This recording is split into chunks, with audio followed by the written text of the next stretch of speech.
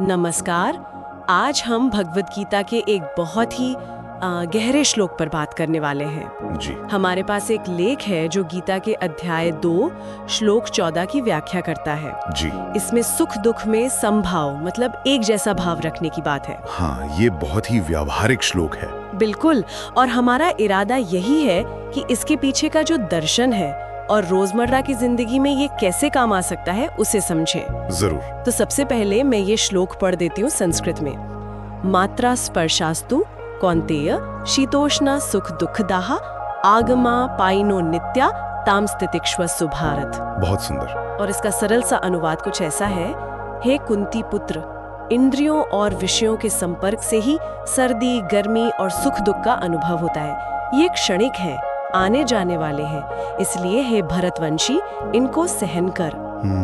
ये शब्द कृष्ण अर्जुन से तब कह रहे हैं जब अर्जुन कुरुक्षेत्र में है, बड़ी दुविधा में, शोक में, अपने ही लोगों के खिलाफ लड़ना है। बिल्कुल, युद्ध भूमि का वो माहौल और अर्जुन की वो मानसिक स्थिति। तो चलिए खोलते इसे, इस श्लोक की परतें समझते हैं। हाँ, तो देखिए, सबसे पहली और दिलचस्प बात जो कृष्ण यहाँ कह रहे हैं वो है ये तुलना। हाँ, वो सुख और दुख की तुलना सीधे किससे कर रहे हैं? सर्दी और गर्मी के मौसम से। अच्छा।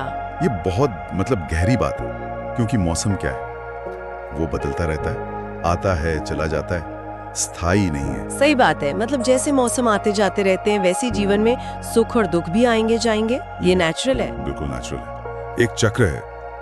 तो कृष्ण कह रहे हैं कि ये तो होगा ही, ये जीवन का हिस्सा है। तो फिर इनसे इतना परेशान क्यों होना अगर ये आने जाने वाली चीजें ही हैं? यही तो कृष्ण का संदेश है।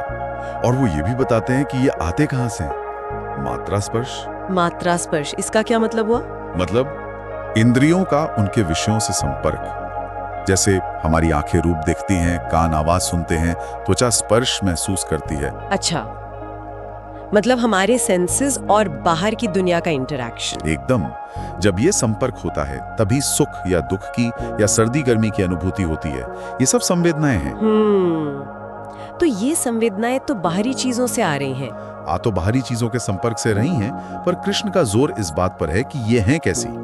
आगम पायिनः अनित्याः, मतलब आने जाने वाली और अस्थाई, टिकने वाली नहीं है। ठीक है, तो अगर ये अस्थाई है तो फिर कृष्ण कहते हैं तान तितिक्षस्व भारत, मतलब इन्हें सहन कर। हाँ, तितिक्ष्व, ये शब्द बड़ा महत्वपूर्ण है। हाँ, क्योंकि सहन करना सुनने में थोड़ा पैसिव सा लगता है, जैसे बस झेल लो, बर्दाश्त कर लो। क्या इसका मतलब यही है या कुछ और गहरा है? नहीं, ये बहुत अच्छा सवाल उठाया आपने। ये निष्क्रिय सहनशीलता बिल्कुल नहीं है। तितिक्षा का असल मतलब है समता बनाए रखना, इक्वानिमिटी। समता, इक्वानिमिटी मतलब बाहरी हालात चाहे जैसे भी हों, सुख आए या दुख, गर्मी हो या सर्दी, अपने मन को शांत रखना, विचलित न होना, ये एक तरह का मानसिक अनुशासन है, एक्टिव मेंटल डिसिप्लिन। अच्छा, तो ये उदासीनता नहीं है कि हमें कुछ महसूस ही ना हो? बिल्कुल नहीं, महसूस तो होगा, भावनाएं आएंगी, लेकिन हम उनके बहाव में बह न जाएं। हम अपने आप पर नियंत्रण रखें ताकि हम सही फैसले ले सकें और अपने काम पर ध्यान दे सकें। बिल्कुल सही। और यहीं पर वो कौन्ते और भारत जैसे संबोधन आते हैं। हाँ, मैं यही सोच रही थी, वो अर्जुन को उनके कुल की, उनकी पहचान की याद दिला रहे हैं। हाँ, वो याद दिला रहे हैं कि तुम कौन हो, तुम्हारा कर्तव्य क्या है, धर्म क्या है तुम्हारा। अर्जुन एक क्षत्रिय हैं, उनका धर्म उस वक्त युद्ध करना था, भले मन में कितनी भी पीड़ा हो, कितने भी सवाल हो। जी।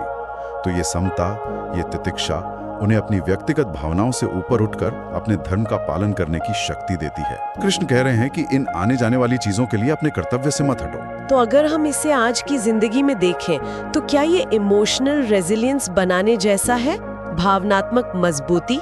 हाँ, बिल्कुल कह सकती हैं, ये वही है। जीवन में उतार चढ़ाव तो आएंगे ही, चुनौतियां भी, खुशियां भी, पर दोनों को अस्थायी मानकर। हाँ, दोनों को अस्थायी मानकर उनसे बहुत ज्यादा प्रभावित हुए बिना अपने लक्ष्य पर, अपनी जिम्मेदारियों पर टिके रहना। ये समझना कि न तो सुख हमेशा रहेगा न दुख। बिल्कुल।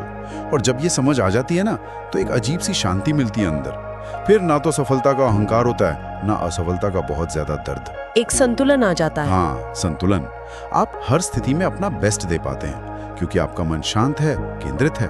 सोचिए कोई विद्यार्थी है, परीक्षा का डर है, पर वो उसे विचलित हुए बिना तैयारी करे, या कोई नौकरी कर रहा है, ऑफिस में कुछ दिक्कतें हैं, पर वो अपने काम पर फोकस रखे। हाँ, ये तो बहुत प्रैक्टिकल बात है।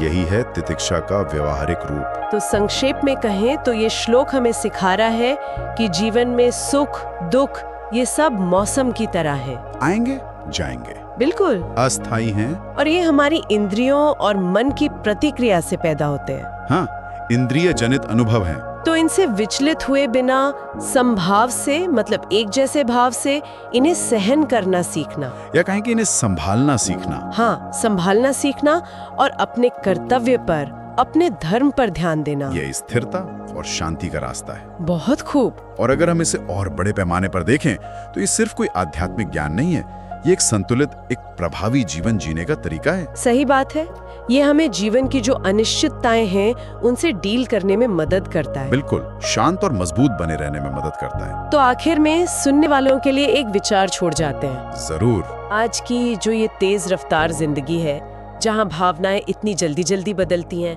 सफलता असफलता का दबाव इतना ज्यादा है, क्या ऐसी दुनिया में सचमुच ये समता, ये संतुलन बनाए रखना संभव है?